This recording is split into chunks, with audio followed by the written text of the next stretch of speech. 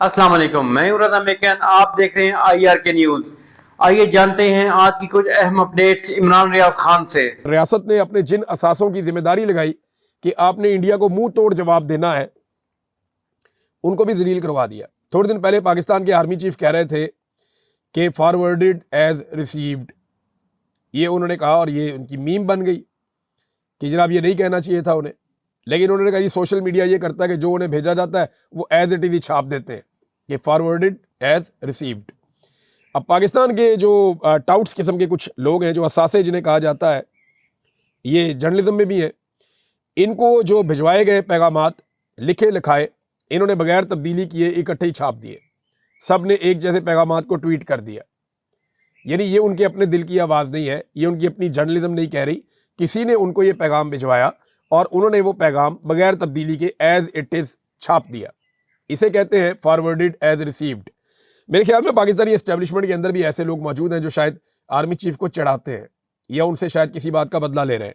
भाई अभी army chief ने कहा है कि फॉरवर्डेड एज रिसीव्ड नहीं करना, तो भाई अभी तो बात आ जाओ। जिनको आप ये पैगामात भिजवा रहे हैं थोड़ी मेहनत करके अलग अलग भिजवा दें सबको। यानी अगर 10 लोगों को आपने पैगाम भेजना है तो सबको आप अलग अलग अलग अलग पैगाम भेज सकते हैं, या आप सबको कम से कम मैसेज करें कि भी इसके अंदर तब्दीली करके थोड़ा सा अंग्रेजी को आगे पीछे करके जुमलों को तब्दील करके तो फिर पोस्ट कर दो। उन सारों ने उठा के एज इट इज जैसी उनको मिला वैसे ही उन्होंने पोस्ट कर दिया, जैसा कि फॉरवर्डेड एज रिसीव में होता है, जैसा कि आर्मी चीफ ने फरमाया था। यानी इन लोगों की जो हुब्बुल वतनी है वो भी ऐसा लगता है कि एस्टेब्लिशमेंट की डायरेक्शन की मोहताज है कि एस्टेब्लिशमेंट जैसे कहेगी वैसे ही ये मुहिब्बे वतन बन जाएंगे। नाज़रीन, गंडापुर साहब एक मरतबा फिर मादनियात बिल की हमायत में मैदान में आ गए। उन्होंने कहा ये हमारा बिल है, इसकी कोई एक शिक ऐसी बता दे जिसमें इख्तियारात वफाक को दिए गए हों।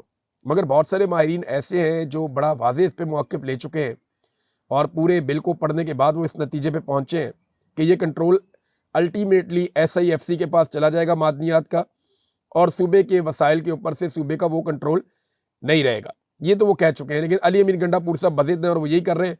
तो देखिए, उन्हें आसान तरीका ये है कि बजाय इस बहस में पढ़ने के अली अमीन गंडापुर साहब दो काम कर लें। नंबर एक, जो सियाती मकामात और कुछ सियाती जो फैसिलिटीज़ हैं वो जो कंट्रोल में ली गई हैं, एस्टेब्लिशमेंट ने कंट्रोल में ली है खैबर पख्तूनख्वा में, वो ज़रा वापस मांग ले, पता चल जाएगा वो कितने पानी में। और दूसरा, ये जो मादनियात का बिल है इसकी जाके इमरान खान साहब से अप्रूवल लें और अलीमा खानम साहिबा से उसका ऐलान करवा दें, तो सब खत्म हो जाएगा। सबसे आसान तरीका है ना, कंट्रोवर्सी खत्म हो जाएगी। इमरान खान साहब ने कहा आओ अली अमीन गंडापुर तुम भी आओ, और बाकी जो सीनियर सियासी क़यादत है खैबर पख्तूनख्वा की वो भी आए और आकर मुझे इसके ऊपर ब्रीफिंग दें तफसील के साथ। तो फिर इमरान खान साहब जो फैसला करेंगे वही हो जाएगा। नादरीन, एक तो अली अमीन गंडापुर साहब का ये स्टेटमेंट है, दूसरा ये एक और चीज़ मैं आपके सामने रखता हूँ। किस्मत खान साहब ने इसको ट्वीट भी किया है, और ये है कि जी अमेरिका की नज़रें जो है वो अब मिनरल्स के ऊपर हैं, और ये मिनरल्स हैं जनाब पाकिस्तान के रेयर अर्थ मिनरल्स। अमेरिका पूरी दुनिया के अंदर जो है वो अब रेयर अर्थ मिनरल्स के पीछे जा रही है। ये बहुत बड़ी, क्योंकि साइंटिस्ट जानते हैं कि ये क्या है और इनके क्या फ़ायदे हो सकते हैं और फ्यूचर में ये कहाँ इस्तेमाल होंगे। तो अमेरिकन साइंटिस्ट आपको पता है दुनिया में सबसे आगे हैं, तो उनको अब ये मादनियात चाहिए। वज़ीर ख़ज़ाना मोहम्मद औरंगज़ेब ने कहा है कि पाकिस्तान के मिनरल्स के वसाइल की मदद से अमेरिका के साथ तजारती अदम तवाज़ुन का मसला हल किया जा सकता है। इनके मुताबिक अमेरिका को रेयर अर्थ मिनरल्स में गहरी दिलचस्पी है। और अब आप ये देखें कि मिनरल्स तो सूबाई सब्जेक्ट है, वफाकी वज़ीर इस पर क्या बात कर रहे हैं और क्यों बात कर रहे हैं, और रेयर अर्थ मिनरल्स जो है वो सबसे ज़्यादा खैबर पख्तूनख्वा में और बलूचिस्तान में है। तो ये वो कहानी है जो सबको सुनानी है, ये वो कहानी है जिसकी वजह से ये सारा गेम हो रहा है और ये सारी चीज़ें आप होती हुई देख रहे हैं। नादरीन, एक और ख़बर है कि चीन ने अमेरिका को काबू कर लिया है। देखिए, अमेरिका ने टैरिफ लगाए थे ना, बड़े तगड़े टैरिफ लगाए थे, और अमेरिका ने दावा किया था ये कर देंगे वो कर देंगे। चाइना ने बड़ी आसानी से और बड़े आहिस्ता आहिस्ता अमेरिकन पॉलिसी का मुकाबला किया। एक दो चीज़ें बड़ी अजीब की उन्होंने। जो अमेरिकन और यूरोपियन बहुत बड़े बड़े ब्रांड्स हैं जो चाइना से चीज़ बनवाते हैं, मिसाल के तौर पे $100 में, और वो मार्केट में $5000 की बेचते हैं, यानी 50-50 100-100 गुना महंगी चीज़ें बेचते हैं। $100 में जो चीज़ बनवाते हैं वो $5000 तक की, $10,000 तक की मार्केट में बेच देते हैं। इतना पैसा बनाते हैं बड़े बड़े ब्रांड्स। अब चाइना ने क्या किया कि बगैर उनके लोगों के दुनिया के सामने रखना शुरू कर दिया। उनके जो मैन्युफैक्चरर्स हैं उन्होंने बताया जनाब कि ये चीज़ हम बनाते हैं, ये बैग हम बनाते हैं फलां बड़ी कंपनी के लिए। वो कंपनी आपको ये बैग देती है $5,000 या $10,000 का, और हमसे वो लेकर जाती है $100 का। तो हम आपको ये दे देते हैं बैग, आप हमसे ले लें, सिर्फ इसके ऊपर वो छोटा सा लोहे का टुकड़ा नहीं लगा होगा जो उनका ब्रांड है। तो इस तरीके से चाइना ने एक्सपोज करना शुरू किया आलमी ब्रांड्स को जो बेशुमार पैसा बनाते हैं, और फिर वो टैक्स की मद में पैसा अमेरिका के पास भी जाता है। तो अमेरिका को उसमें डैमेज हुआ। फिर चाइना ने जिस तरह यूरोप को कंट्रोल किया और बाकी सबको कंट्रोल किया, अमेरिका को और डोनाल्ड ट्रंप को आइडिया हुआ कि नहीं, चाइना बहुत तगड़ा है। तो अब जो खबर आई उसके मुताबिक ट्रंप ने घुटने टेक दिए, चीन पर आए टैरिफ में नुमाया कमी का ऐलान कर दिया। यानी उन्होंने ये तो नहीं कहा कि पूरी तरह से हम वापस ले रहे हैं, लेकिन जो आलमी खबरसा इदारे उनके मुताबिक अपनी जारहाना टैरिफ जंग में नुमाया कमी का ऐलान डोनाल्ड ट्रंप ने व्हाइट हाउस में एक न्यूज़ कॉन्फ्रेंस के दौरान किया है।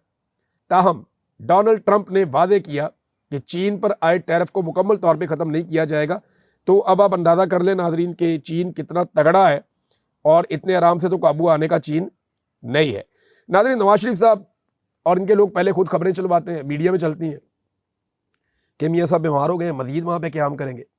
फिर खबर चलवाते हैं नहीं, मियाँ साहब बिल्कुल ठीक है, मियाँ साहब जो है वो बिल्कुल सेहतमंद है, कोई बीमारी उनकी ऐसी नहीं है। देखिए, मियाँ साहब को बीमारी नहीं है, उनको गम है जो अंदर अंदर से मियाँ साहब को खाए जा रहा है। यानी जैसे वो लीडरी से अर्दली तक पहुँचे हैं, जो उनकी हालत हुई उनकी सियासत को।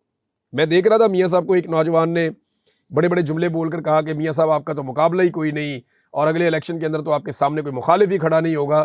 तो मियाँ साहब ने जिस बेदिली से उस नौजवान के कंधे को थपथपाया ना, उसके अंदर ही सारी कहानी है। यानी एक ऐसा शख्स जो लीडर था वो कहाँ से कहाँ पहुँच गया। इमरान खान साहब की मुखालफत और उनके खिलाफ जो बुग़्ज़ है, उसने इस सारे ख़ानदान को कठपुतलियाँ बनाकर रख दिया है। और अब ये लोग लास्टिक की शलवारें पहनकर दिन रात खुशामदों के अंदर मसरूफ़ रहते हैं। लीडरी से अर्दली तक का इन्होंने एक सफ़र बेचारों ने तय कर लिया। तो बेड़े गर्क हो गया इनकी सियासत का। ये गम मियाँ साहब को अंदर अंदर खाता रहता है और कोई बात नहीं है। सुप्रीम कोर्ट ऑफ पाकिस्तान ने एक एलामिया जारी किया है, और उन्होंने बताया कि सोशल मीडिया पे जो खबर चली है वो खबर गलत है कि कैमरे मिले हैं सुप्रीम कोर्ट ऑफ पाकिस्तान में किसी जज के चैम्बर से। ऐसा नहीं है, मनगढ़ंत और झूठी खबर है। अदलिया के वकार को ठेस पहुँचाना इसका मकसद है। देखें, अदलिया के वकार को किसी सोशल मीडिया की खबर से ठेस नहीं पहुँचती।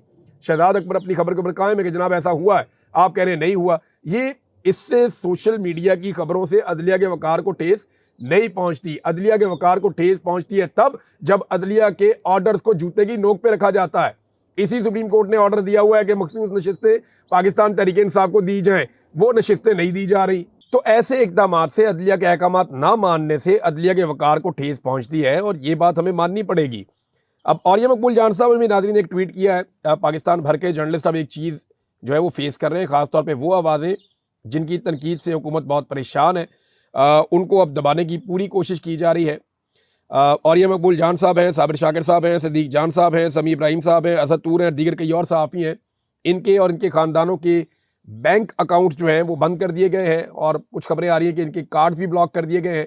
औरिया मकबूल जान साहब ये कह रहे हैं कि मेरे और मेरी बीवी के तमाम बैंक अकाउंट्स बंद कर दिए गए हैं, दोनों अकाउंट्स भी जिनमें मेरी और मेरी बीवी की पेंशन आती थी। बैंक वालों को भी इसकी वजह मालूम नहीं है। रिश्तेदारों तक के अकाउंट बंद किए जा रहे हैं, दूर दूर तक लोगों के अकाउंट बंद किए जा रहे हैं। यानी मेरी फैमिली से जुड़े हुए तकरीबन कुछ 12 एक अकाउंट बंद हो गए हैं, और बाकी अभी बंद होने का सिलसिला जारी है। पता नहीं ये रियासत करना क्या चाहती है, लेकिन इतने आराम से तो इनको हम ये हजम नहीं करने देंगे अपने अकाउंट्स। इसके ऊपर जो है वो आवाज़ उठाएंगे, जोर लगाएंगे, और हुकूमत को बताएंगे कि आप हर वक्त अपनी मनमानी नहीं कर सकते। तो नाज़रीन, ये थी आज की अहम अपडेट्स। इसी के साथ अपने मेजबान रज़ा मेकन को इजाजत दीजिए। अल्लाह हाफिज। पाकिस्तान जिंदाबाद।